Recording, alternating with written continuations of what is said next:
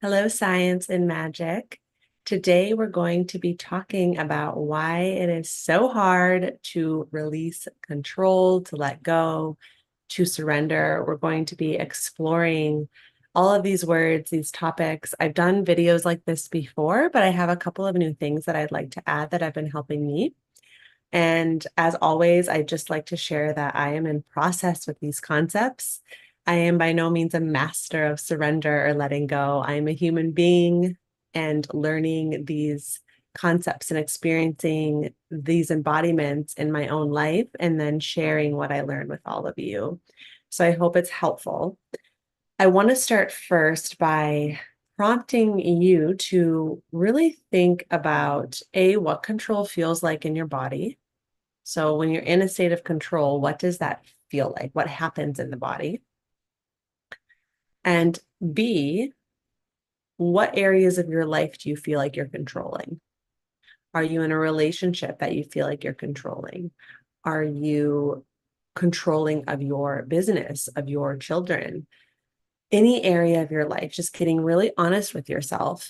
And likely, if you're clicking on this video, because I did put a call out to all the control freaks out there, you are someone who has a grip on life and has a hard time releasing that grip and allowing life to happen through you.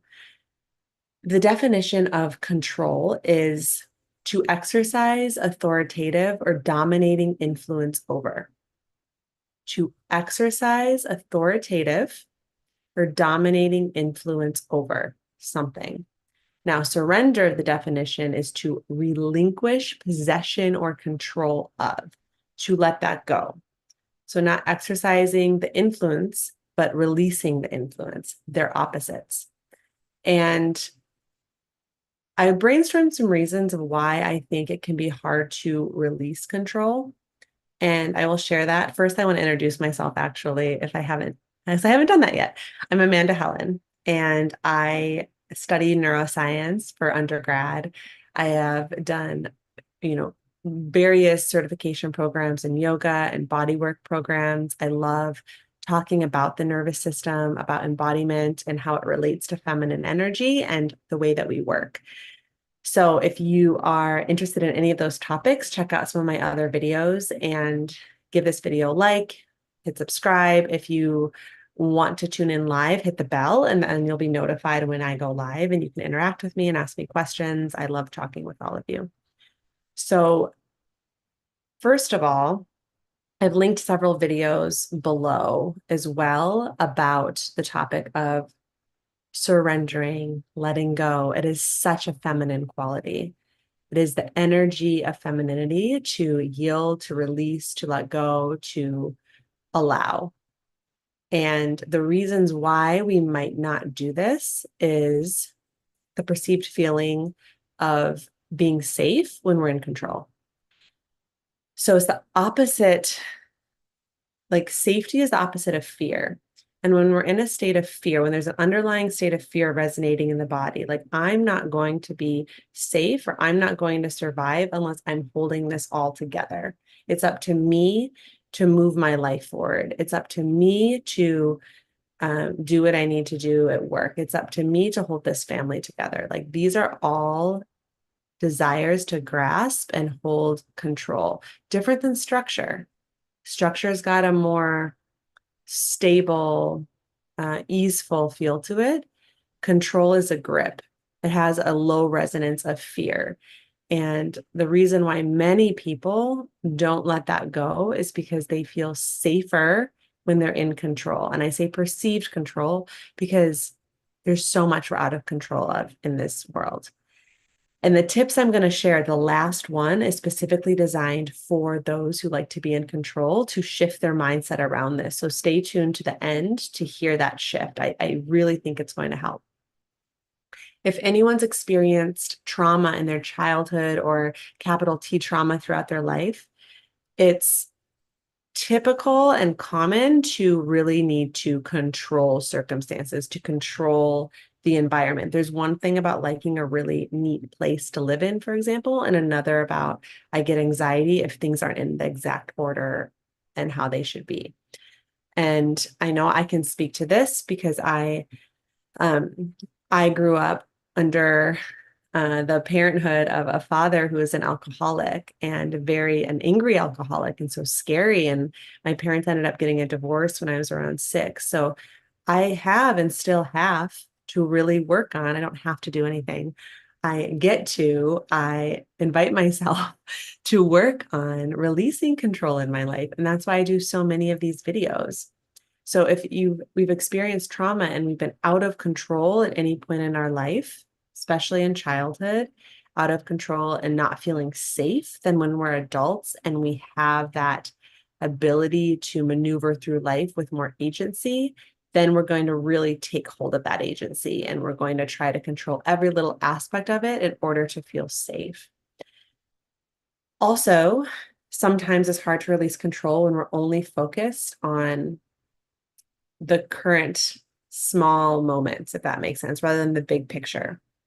So if something happens that just tips us over the edge, then rather than seeing that thing that happened that was out of our control, that we didn't want to happen as a part of a bigger picture of things, we see it as the only thing happening and that everything's going to fall apart just because of that thing, when really that could have happened so that in the bigger picture, you actually get what you want. So that narrow focus, that zoning in on one particular area or aspect of your life can actually really make that thing that happens have more weight than it would if you were just leaned back and considering the big picture of how life moves.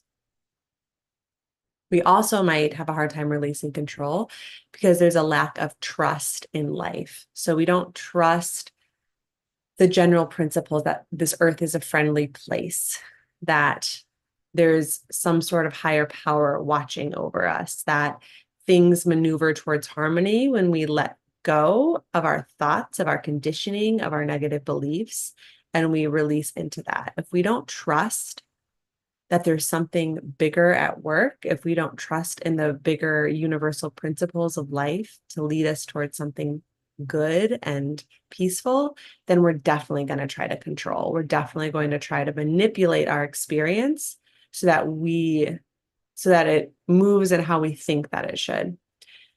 And then the other thing I thought of about why it might be hard to release control, and I see this in some of my clients, is that we want a result so badly of whatever that is, whether we want, the relationship with the person to call back, whether we want the promotion at work, whether we want our business to succeed.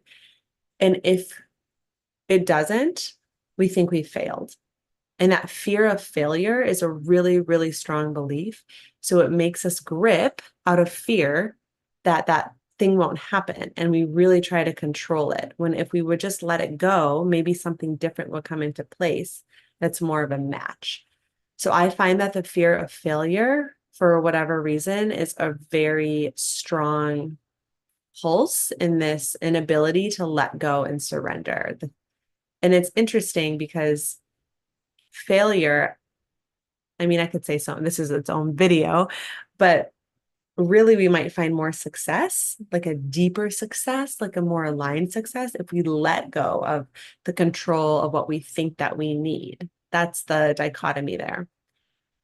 So what I've come up with, and like I said, I've done several videos, they're linked below if you want to explore, and a lot of it's around nervous system safety. So I'm not going to get into how to feel safe in the nervous system in this video or what to do to evoke safety, to work with trauma, things like that. I would say that is like the number one thing to do, because we're not going to relinquish control. We're not going to relax our muscles, relax our jaw. We're not going to do any of that if we don't feel safe. And even if cognitively, like in logically, we know we're safe, very often there's something in the nervous system that, whether it's our inner child or whether it's conditioning or some sort of stored memory, we're operating on a low line of not feeling safe. So I just want to name that that's really important. If not the most important thing, it's step one. It's foundational. It's foundational to feminine energy. It's foundational I think, to living a fulfilled, peaceful life. But I'm not going to dive into that because I've done that in some of my previous content. Not that it's not good to revisit, but I wanted to focus on some other things for this video. So the first is to be okay with any and all outcomes. So you might have heard it's this or something better. In my opinion, I think it's this or something better is still got this graspy energy to it. It's not quite surrendered. It's like my way or something better. Like it's got to be better. Well, what if it doesn't work out? What then? Can you still find a state of peace? Really, when we think of surrender, we want something to work out, to feel a certain way. We want to feel successful. We want to feel peace. We want to feel loved. Can you feel those things independent of the outcome? I know that's a big ask. I know it. So if that person doesn't call you back, are you still going to have a good day? If you don't get the gig that you want, will you still feel worthy? If your business never picks up speed, if what you've created never picks up speed, will you feel a degree of satisfaction in your life? If you never take that trip that you always wanted to take, if you don't get into the school that you want to, that is the first inquiry here, is if the thing that you want so badly, if that thing that you're grasping for so badly, if it never happens, can you still find peace? Not if it's that or something better, if it doesn't happen. So think of your greatest wish in life. Like if it never came true, would you be okay? Could you find a state of contentment? That is the essence of surrender. And I am not saying it's easy, and I'm not saying I mastered that. But I think, in the manifestation world and the self-development and the self-growth world, it's all about expanding and moving up and evolving and all these things. And that's so, so beautiful. But we're always reaching, chasing, striving, expanding up. But what if the elixir of life is just right in this present moment? And it's an inside out process that we can really feel these things of peace and contentment and love because we are these things first. And so whether that thing happens or whether it doesn't matter. You've already found what you're seeking by needing that thing to happen. You're already a success.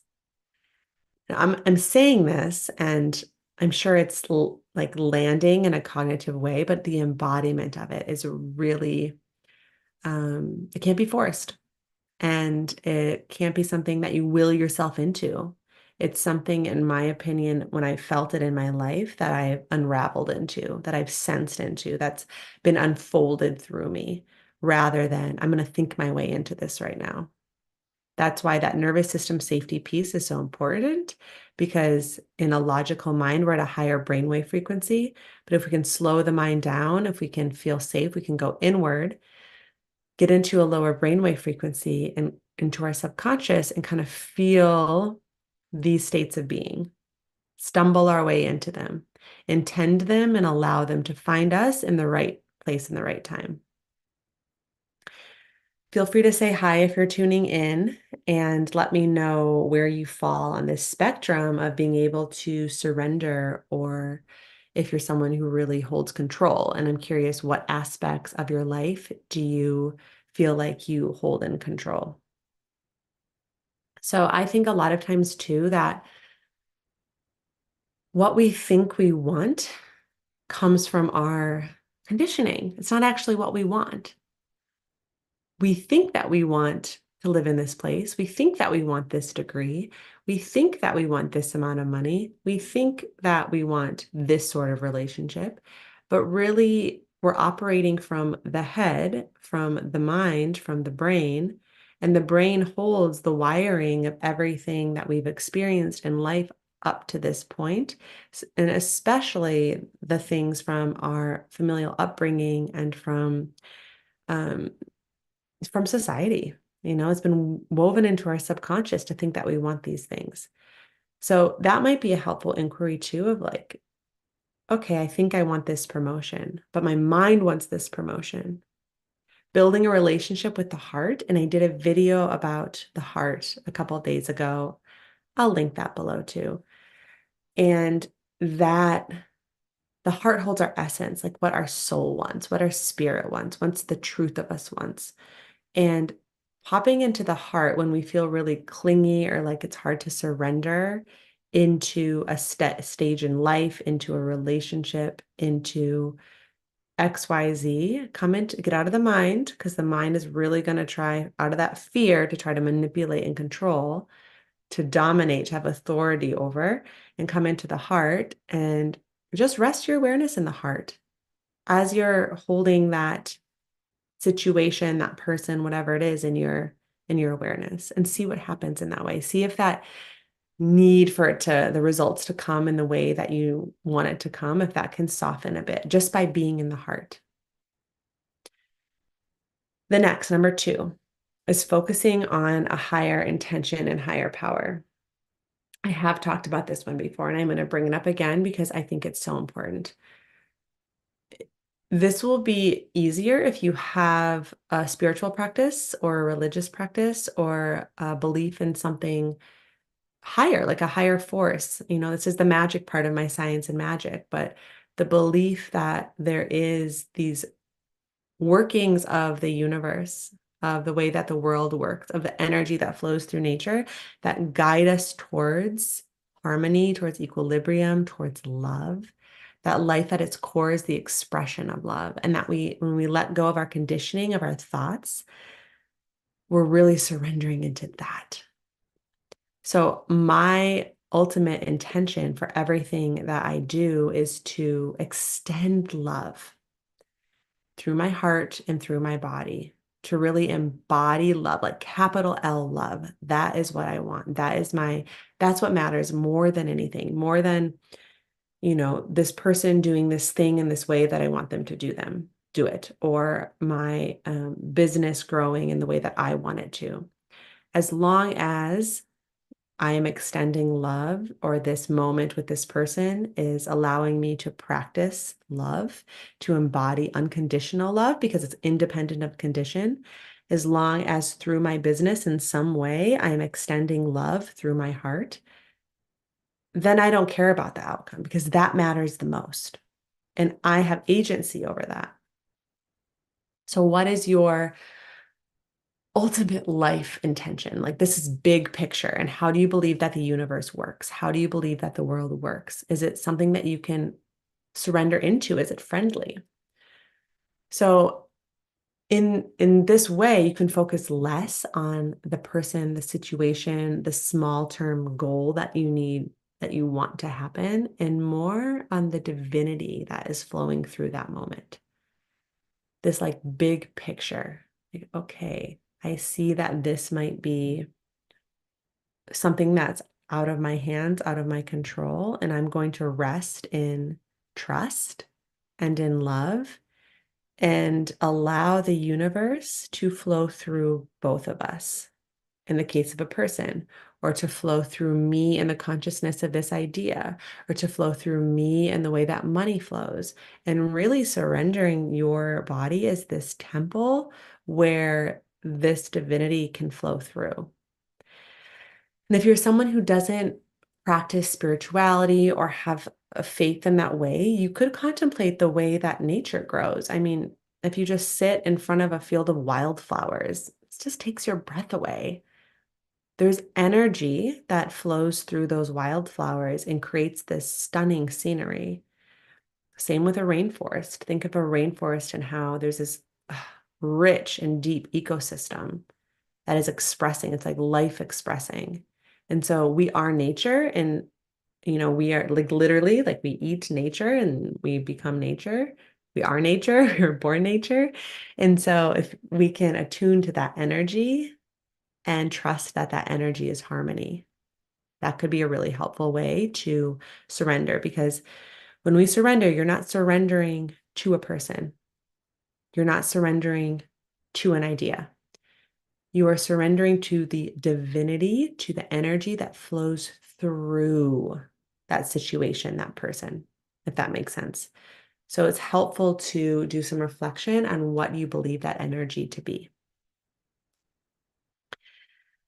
The next, and this is one of the add-ons for me that's really helped me with surrender,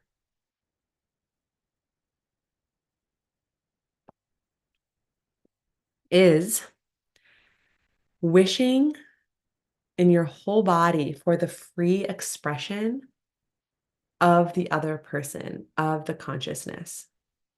So I think that when we control, it can be a very selfish thing. I need this to happen in this way for me to have peace, for me to feel love, for me to feel calm. I need this result to happen for me. So it's not about me. It's not about me. Remembering that. And this has to do with my heart and my intention to extend and emulate love and harmony. But really, when we're gripping on a result, we want it to happen for us. So shifting the script of, I wish for the free expression of that person. I want them, they are their own soul, and I want them to act and to move through this life in the way that resonates most with them. I want my clients, my subscribers, my followers to express their free will, to express their opinions, and to take action however they need to. I gave this example. I did a live stream yesterday about chasing versus allowing. And when I get on a connection call with a client, rather than need them to act in any particular way for me and my business, I rest in my heart. I connect with them as their own gorgeous spirit. And I truly wish for them to move in the way that they need to move. And if that is towards the work, like with me and my container, amazing. And if it's not, I trust that. That's amazing too. It's not about me. It's about interdependence. And that is a very feminine quality, to not just think about independence, like you as your own entity, but to think of this kind of win-win working through and within community, through and within relationship. This has helped me so much. My husband and my son, they have their own soul's paths. They have their own way that they're moving through the world, their own experiences that they've chosen. So, if I have this vision for them or for family, releasing that and letting them, finding joy, not just letting them in my consciousness, but finding joy in them expressing their own paths, their own way through the world, having their own experiences. You can do this with ideas too. So like business ideas, I think, have their own consciousness. I find that, science and magic, it just kind of landed in my mind. I didn't brainstorm an idea. It just came through. A lot of my course ideas will just kind of come through. So I view my ideas as having their own energy, their own consciousness. And so I want them to express however they need to express and to have free will through me, through the vessel of my mind, of my body, of my words, of my heart. You can do this with money too. Money having its own consciousness. It can flow freely, how it needs to flow, how it wants to flow, how it finds joy in flowing through the internet, towards me, away from me, through people, et cetera, et cetera. So repeating this, if you feel really grippy towards something, like it's not just about me, it's about us. It's about that other person. It's about this other idea. And I want everything around me to have the full expression that they need to have in this life. And if I'm trying to control, if I'm not surrendering my need for them to do a certain thing or this to turn out a certain way, then I'm trying to control their experience. Okay, the fourth one is, even though this is the one I think is really going to help people who love to be in control freaks, for lack of a better term. Even though a lot around us is out of our control, like we can work and work and work and like set goals and like crush those goals. And like, yeah, we can do that a lot of times, but sometimes things come up that's out of our control. And there's so much that is. But what is always in our control, what is always in our control is our power to choose how we experience something. So something can happen to us, something can happen in our lives, and we have the ability through presence, through our brain, our human brains, to decide how we want to respond, how the meaning that it has in our life. We write the story around that. We can say, wow, this horrific thing happened in my life. It's going to knock me out. I'm not going to be able to get out of bed. Or we can say, I'm going to feel my feelings around it. I'm going to grieve. And then I'm going to use this to not use this, relate to this in a way that allows my human experience to be lived and shared with others. And I just let this be. And then you move through life in that way, in the present moment. So I will repeat this because it's really, really important. We can't always control the things around us, but we can control how we respond to those things. This means that we're able to surrender a bit more to the results. Like we're able to relax, like this doesn't need to happen in this way. And know that we do have this agency over how we're choosing to perceive that thing. So we can shift that need to control, that need to have a say towards our perception and less outside of us. And this is a really empowering thing. So are there any questions that are coming up from those 4 principles? So it's be okay with any and all outcomes. Focus on some sort of higher power or big picture, the way that the universe maneuvers. Wishing truly for the free expression of other people, of consciousness, and really taking back that power of I'm at the whim of things around me. I need to control those things, and realizing how much power and agency you have in your own mind to have your own experience. And then I could talk a little bit too about the embodiment of surrender, what it feels like in the body. So I'll do that just in case you all have any questions.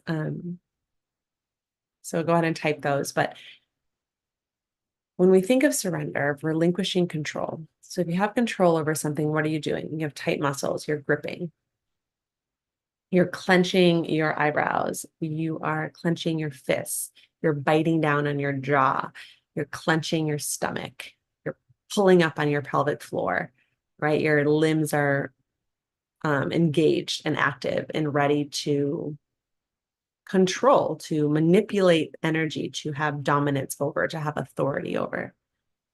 So the opposite of this would be to relax, to soften, to relinquish, to collapse even. When I think of surrender, I think of collapsing.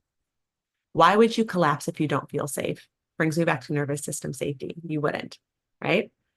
But if there's a degree of safety, you can collapse. You can just completely relinquish your need to have any strength even, because you trust that you're being held. And that, begs the question of what's holding you. And that comes back to that universal, principle of like, what's holding me? Is there something bigger? Is there a space that's holding me? Is there a person? So when you think of embodying this state of surrender, it's really, it's like collapse. It's making me think when I was in my labor and delivery class, I did a hypnobirthing program, and there were these little figurines they gave us. And if you pressed a button, the limbs just collapsed. And the invitation was to in labor, rather than tense the muscles, rather than squeeze and resist the contractions, to just collapse around them, to relinquish control, to surrender. It was the most surrendered I'd ever had to be in my whole life in my body, for sure. I learned a lot from it. And that imagery is coming to mind of just like fall back and breathe deeply. You know, we worked a lot with breath. So rather than the breath being shallow and constricted, having the breath be deep and in the belly, this deep breath, this releasing down and out. When I think of surrender, I think of dropping the attention from the mind and into the heart. So being in the heart space as well, knowing that the heart can connect us into spirit, can connect us into this interdependence, into this communal relating state of being. Trying to think of anything else with surrender. If you all have any ideas, feel free to pop them in the chat or in the comments too, of like what surrender feels like in your body. For me, it just feels like a complete yielding. It just feels like there's no tone in my tissue, that my bones are heavy, that that I'm being kind of held by something. There's like a surface, or there's arms, or something is like cradling me. And if this is something that you want to practice, I have a Yin Yoga course. There's 7 practices and they go through the entire body. Yin Yoga is a style of yoga where you hold stretches for several minutes at a time. And in doing so, you access the connective tissue in the body. It's also a practice for the nervous system to do this yielding work. Okay, I'm confronted with the sensations in this joint because I'm holding this stretch. And these stretches aren't active. So it's not like you're holding like a warrior 2 where you have to engage your muscles. In fact, the prompt is to release your muscles and to access the connective tissue, the joints, in doing this. And so you're confronted with these sensations of like, oh my gosh, this is intense, or this is boring, or I'm feeling fidgety. I feel like I have to do something. It's yin yoga, so it's non-doing. And it's all about surrender. It's all about yielding to whatever is coming up in that moment, whether it's boredom, whether it's fear, whether it's intensity, whether it's anger, and just sitting with it, not doing anything about it, just breathing with it, letting it be, letting everything be just as it is. So it's one of the most helpful practices that I found embodiment wise for surrender. And I know that when I practice things in my body, they translate into real life. So if I go dancing, specifically like partner dancing, and I'm the follow and I'm being led, then I feel extremely feminine. And that feminine energy is enhanced in my life. If I practice yin yoga, I really learn the art of just letting go and trusting my body, because I'm practicing it with my whole body, not just my mind, not just visualization. I'm practicing with my arms, my legs, my heart, my organs, like everything's coming with me. And that is really the framework that I use to do all the work that I do, with my clients, is like how we relate to the body reflects on how we relate to life. It's just one way to work. It's not the only way to work, but it's the framework that I use. So yin yoga is coming up. I'm going to link that actually. Let me see if I can find it. I'll put it in the chat right now.